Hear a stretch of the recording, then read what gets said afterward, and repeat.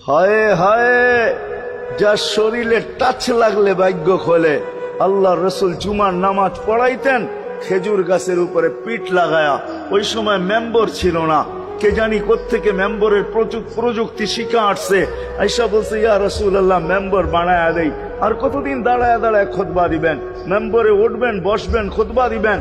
তো খুদ মেম্বর যখন বানায়া দিছে, আল্লাহ রসুলেরও পছন্দ হয়েছে। দাঁড়ায় দাঁড়ায় আর কতদিন খুতবা দিব? মেম্বরে পা রাখতে দেরি, শুকনা খেজুর গাছ বাচ্চার মতো কানতে দেরি করে নাই।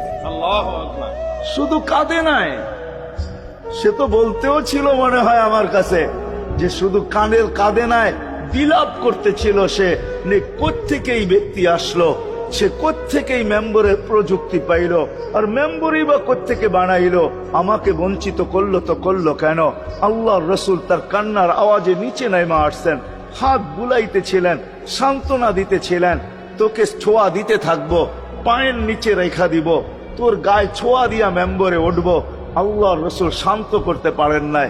সর্বশেষ যখন বলছেন, তোকে জান্নাতে নিয়ে যাব, তুই দুনিয়া আমাকে খেজুর খাওয়াইতে পারিস না, জান্নাতে নিয়ে যাব, তুই জান্নাতে খেজুর দিবি, আমি মন বড়া খাবো। তখন যে তার কান্না ঠান্ডা হয়েছে। মেরে দোস্ত, যার ছোঁয়া লাগলে ভাগ্য খোলে, আবু তালেব তো বুকে ঘুমাই। মুহাম্মদুর রাসূল